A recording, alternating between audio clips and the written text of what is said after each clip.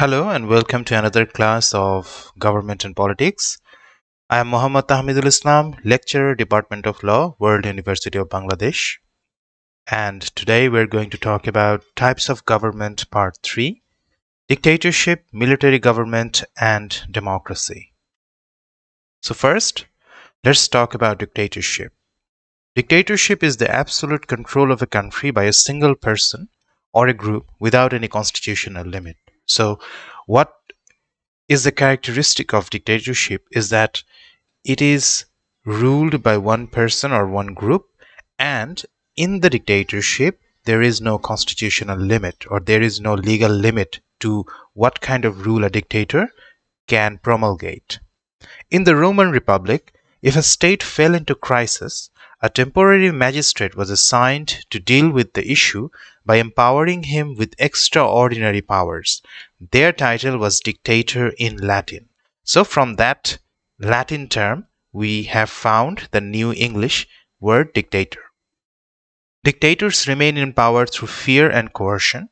They suspend severely and severely limit civil rights and liberties to consolidate their grip on the state affairs. So, dictators aim to control every affair of the state. And how do they do it? They do it through fear and coercion. In the 19th century, Latin American states saw the rise of many dictators after the Spanish colonial period ended. So, when the colonial powers went away, they had no interest in their colonies. In that vacuum, in that power vacuum, many dictators rose up and they also exploited the general people of those previous colonies. It was the lack of democracy in that region that facilitated the power grab by despotic leaders who wanted nothing more than to enrich themselves and their families. These warlords had their own private armies with devoted followers and controlled territories where the central governments failed.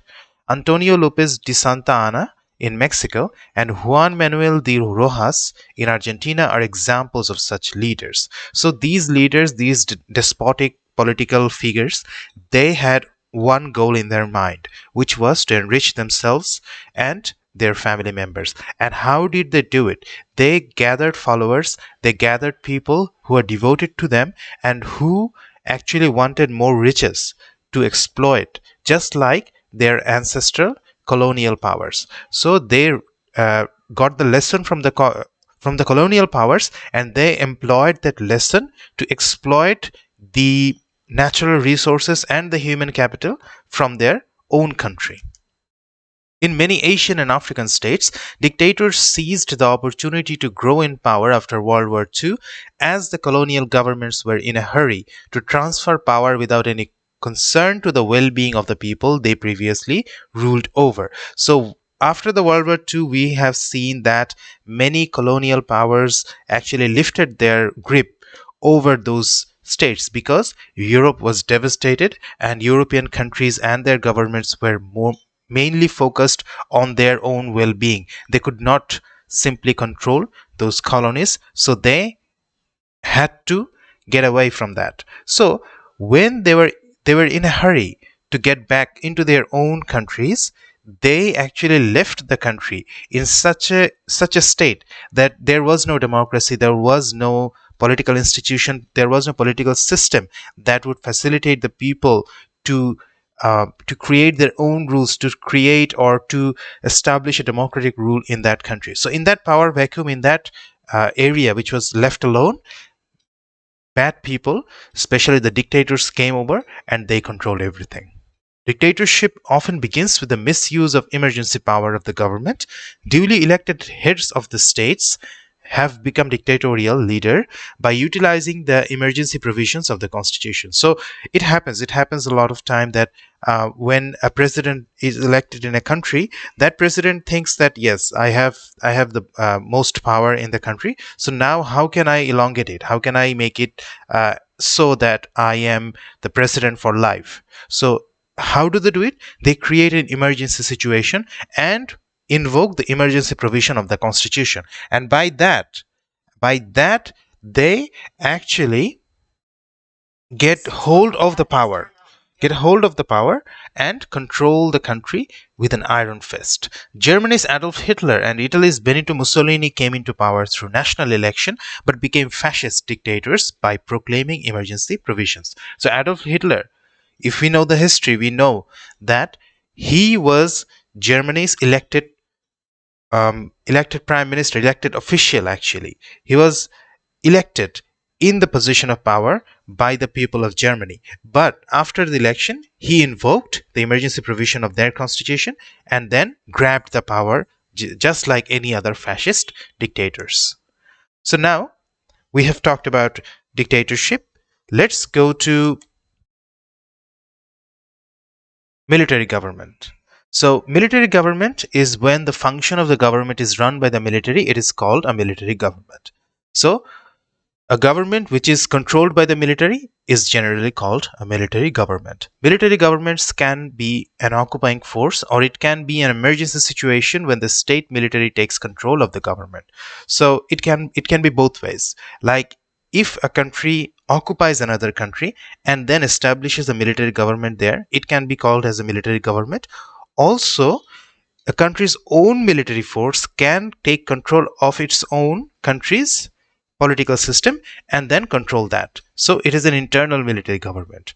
Military governments rule the states through martial law, which is usually meant to be a temporary measure to combat immediate dangers like war, famine, natural disaster, etc. So military governments have occurred when political turmoil happens, when civil unrest happens, and when natural disasters strike, and which destabilizes the whole country. In that vulnerable situation, military government comes in as an emergency power. Ambitious military generals have in the past created crisis in their states or taken advantage of an outside threat or internal turmoil to overthrow the ruler and take control of the country. In 1953, the governor of Punjab, Mian Mumtaz Daulatana, declared martial law to establish peace in the region that was engulfed in riots and destruction. This proclamation paved the way for more military intervention in the politics of Pakistan. So, if you look at the Pakistan's history, we will see that the history has gradually become more and more engulfed or involved with its own army. So, how did the army come into power? It came into power with the help of the civilian government because the civilian government was not capable of controlling the people, because there were many riots in Pakistan. In 1953 there was a huge riot in the Punjab region, and especially in its cities, where the Ahmadiyya Muslims were called to be non-Muslims, and the Sunni Muslims actually rioted against them. They killed many Ahmadiyyas. They destroyed Ahmadiyya shrines and mosques, and the situation got so bad that the governor of Punjab had to establish martial law and had to take the assistance of the army to control its population. In 1954, the Prime Minister of Pakistan, Muhammad Ali, deposed A.K. Fazlul Haq, an elected representative of East Pakistan, and appointed Major General Iskandar Mirza, the Central Defense Secretary, in charge of the civil administration of the then East Pakistan, or which is known currently as Bangladesh. So from 1953 it started, and in 1954 we have seen that the Prime Minister himself of Pakistan deposed a nationally elected person who was to be holding power in East Pakistan, in then East Pakistan. That person was actually ousted by the Prime Minister, and in that place an army general was established to control the civil population. So that is how Pakistan got involved in military government system. And in our neighboring country, Myanmar, we are also seeing that the army has a total grip on the whole country. Myanmar is currently ruled by a military government who took control from the National League for Democracy, or NLD, in a coup on 1 February 2021. So this coup has been the most recent, where NLD was deposed, and Aung San Suu Kyi, who was the leader of the NLD, she has been house imprisoned again. Military governments suspend constitutionally guaranteed fundamental rights and severely punishes people who disagree with their rules. Military governments are highly centralized and therefore they cannot micromanage affairs of the local area effectively. This causes distrust and anger, resulting in mass protest and guerrilla activities to overthrow the military government, which we are seeing in Myanmar actually, that the guerrilla fighters are fighting against the army, but due to their poor weapons and their poor tactics, they are not winning the war against the military. Military governments are characterized as efficient administrators but blind to the needs and wants of the people. So, what the people actually wants, military government does not care. Military government cares about their own military system, their own people, and their own rules. Military governments runs the country like a military, but the country is not a military system. Therefore, military governments are only to be established in the face of dire situation, in the face of danger, and it has to be for temporary reasons. Otherwise, military governments are going to be tyrannical and they are not going to be prosperous for the country. No country with military government has been prosperous. So, this is a thing for us to ponder upon. Now let's talk about democracy. Democracy comes from the Greek word demos, meaning people, and kratos, meaning authority or power. Therefore, democracy means the rule where people hold the power. The core value of democratic governments is the voluntary participation in the decision making process of the country by people from all walks of life without any discrimination. So, democracy means when the people have the power. The people have the say in the controlling of the country. Collectively, the people have the ultimate say in a democracy. They decide how they want to live, how they want to prosper, and what rules they want to abide by. In all other kinds of governmental system, we have seen that the rulers control everything. The rulers have the ultimate say, and the rulers decide everything for the people.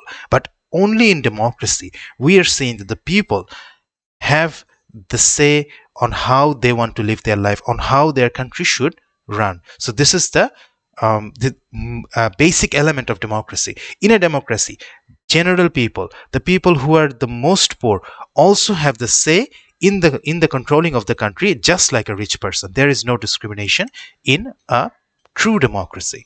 In a democracy, any citizen can become a part of the government with support from the majority of the people, and the people can change anyone in the government if and when they want. So, in a democratic state, we will see that no matter how poor you are, no matter which background you come from, you can become the leader of that country. You can become the president, you can become the prime minister. It doesn't matter. If the people support you, you can become that person in power. And also, if the people do not support you, if the people think that yes, you are in power but you are not doing a great job, they can depose you anytime they want. They can just say no, we don't want you, and then you have to resign. You cannot grab the power indefinitely. Democracy has its roots in ancient Greece, where Athenians experimented with direct form of democracy in their government. So, in the Greek period, we have already learned that in the Greek period, Athens, the city of Greece, they established such a rule that every male military trained person had the power to control and vote on every matter of their city. So that was a direct form of democracy. However, as time went on and the number of population increased, direct democracies became obsolete and representative democracy took its position, where people directly voted for their representatives to make decisions on behalf of them. So times went on and people grew, so direct form of governance is actually possible in a small enclosure, or in a small setting.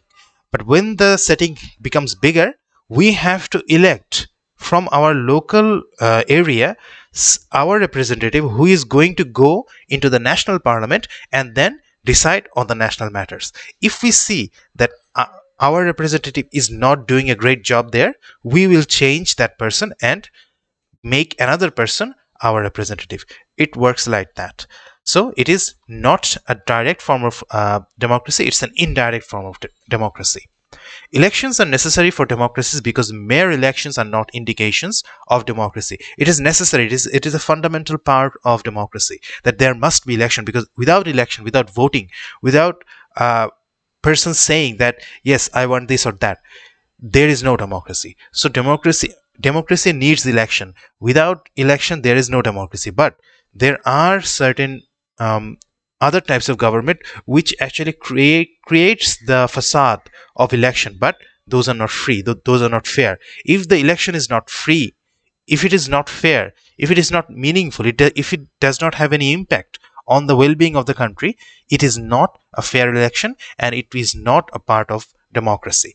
In election of a democracy, it must be free, it must be fair, and it must be meaningful. So these are the minimum requirement of democracy that it must possess. Number one is the control over government decision about policy constitutionally vested in elected representative. Representative must have the power to control the affairs of the government. If the affairs of the government are controlled by non-elected persons, it is not democracy. Elected representatives chosen by people in regular and fair elections. The election must be fair, it must be regular, and those elected persons are to be controlling the country. Elected representatives exercise their constitutional powers without facing overriding opposition from unelected officials. So, elected representatives have the power to control the affairs of the state, and they have the power to exercise their constitutional powers without the interference from unelected officials or unelected bureaucrats.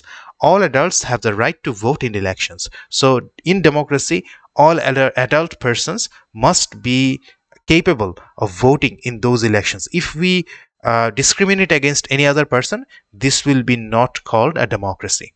All adults have the right to run for public office. So, in a democracy, every person has the right, every person who is an adult person has the right to run for public office, to run to become the president or the prime minister or the highest power in that country. Citizens have the right to express themselves on political matters, defined broadly without the risk of state punishment. So, in political situations, by creating political parties, by arranging for rallies, arranging for meetings, arranging for protest, the citizens have the power to do so. If a citizen does any of that thing and the government persecutes that person or that group of people, that it will not be called a democracy. In a democracy, everyone has the power to exercise their civil rights and liberties. Citizens have the right to seek out alternative sources of information, such as the news media, and such sources are protected by law. In a democracy, the government propaganda does not work because there are independent media. And if a country does not have independent media, we will not be able to call it a democracy. Citizens have the right to form independent association and organizations, including independent political parties and interest groups. So the citizen have the right to do anything that they want. They have the civil liberties and they can create their own political associations as well. Government is autonomous and able to act independently from outside constraints and intervention, such as those imposed by allies and blocs. So the government is autonomous. The government has the full political power to control the affairs of the country, and it is without any outside intervention. If there is an outside intervention, we will not be able to call it democracy. We may be able to call it imperialism, because it will be forced by a group of people who do not live in our country. So government must be autonomous. Government must be independent to control the country. If any of these conditions is not met, experts argue that the country is not truly a democracy. So all of these conditions mentioned above must be present in a country to call it a democracy. And sadly enough, a lot of countries today do not have all the characteristics that we do have, and even then they have the name democratic in their official name as well. So, which is an irony. So, I hope you have understood the concepts of dictatorship, military government, and democracy. And in future, when you are going to be in a position of power, I hope you will use this knowledge of these political systems and enrich the country. So, I hope you have understood the lecture content, And if you face any problem regarding understanding the lecture content, please feel free to ask in the comment section. I will answer accordingly. So thank you so much, and I hope to see you in the next lecture.